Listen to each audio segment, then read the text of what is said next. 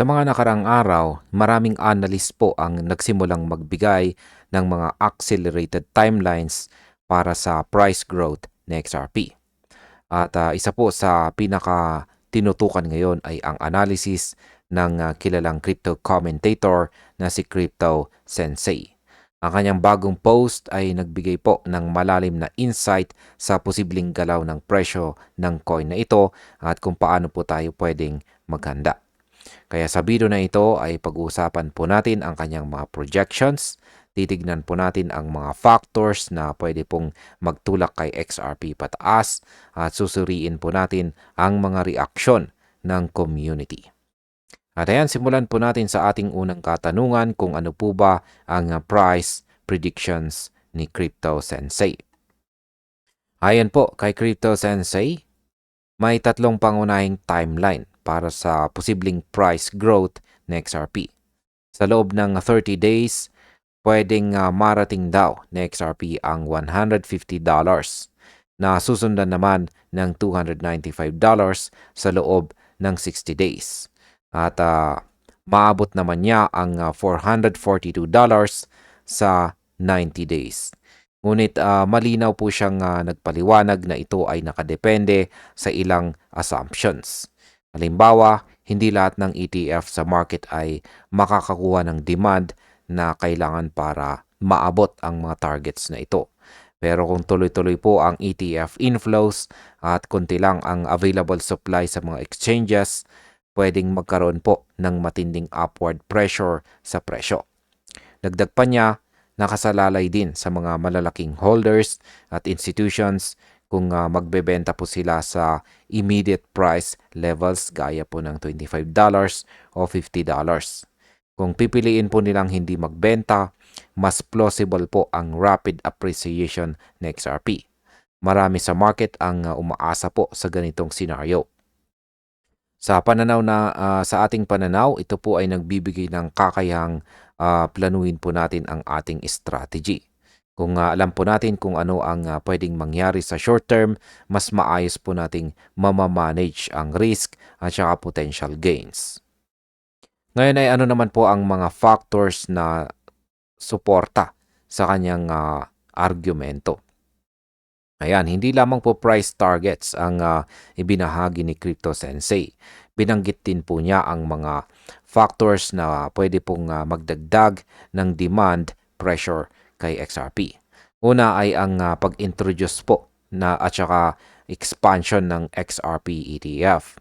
Ito po ay nagdadala ng bagong kapital sa market. At kapag tuloy-tuloy po ang institutional activity, mas tumataas ang chance para sa malaking galaw sa presyo. Pangalawa ay tinignan po niya ang treasury operations at regulatory developments.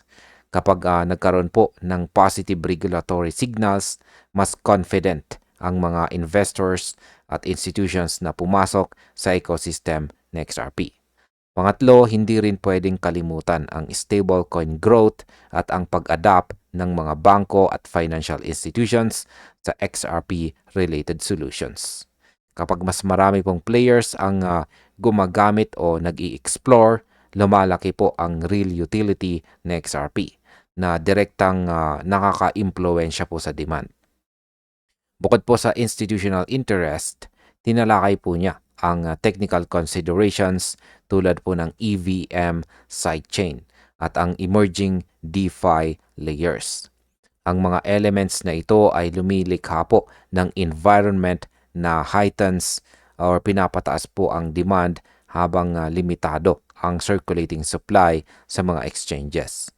Sa kabuuan, ang simultaneous developments sa mga sectors na ito ay pwede pong magdulot ng notable price volatility.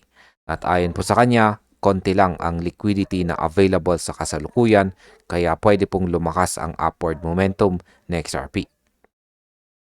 Ngayon ay paano naman po tinitignan ng community ang projections na ito?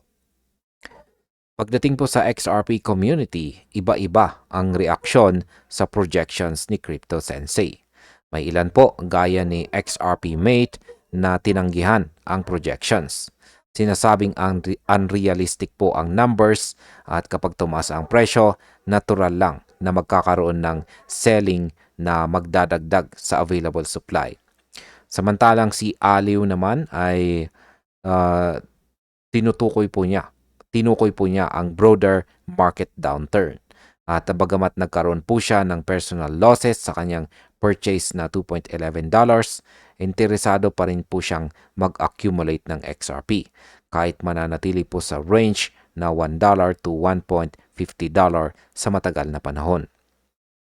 Ito po ay nagpapakita na sa ating pananaw ay may balance po sa optimism at saka caution. Habang may mga projections na nakakabighani, kailangan pa rin nating bantayan ang mga market conditions at mga galaw ng mga malalaking players. Ang usapan po sa community ay nagbibigay po ng real-time sentiment check at para po sa atin, mahalaga itong i-monitor natin dahil nag-i-influence po ito sa short-term at saka long-term strategy natin. Ano naman po ang posibleng market impact ng mga factors na ito? Kapag pinagsama-sama po natin ang lahat ng factors, yan po ay ang ETF expansion, limited supply, institutional involvement, technical innovations, at positive community sentiment, makikita po natin ang posibilidad na si XRP ay makakaranas ng significant upward movement sa isang maikling panahon. Para po sa atin, bilang mga holders at traders, nangangahulugan ito ng potential profit opportunities pero hindi rin pwedeng kalimutan ang risk management. Kung hindi po magbenta ang mga malalaking holders, pwede pong tumaas sa XRP ng mabilis. Kung magbenta naman sila sa intermediate levels, pwede po itong magdulot ng temporary pullbacks.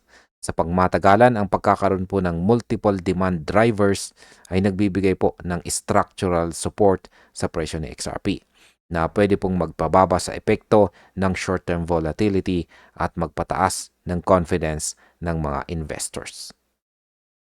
Ngayon ay ano naman po ang pwedeng maging take away para sa atin dito?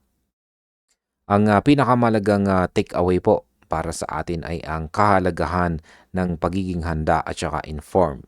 Hindi lahat ng projections ay nangyayari sa eksaktong timeline.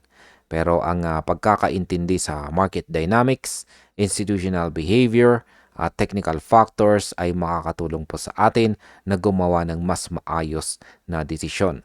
Kapag alam po natin ang posibleng supply constraint, ang epekto ng ETF inflows at ang engagement ng financial institution, mas maayos po nating mapaplano ang ating buying at saka or accumulation strategy po natin.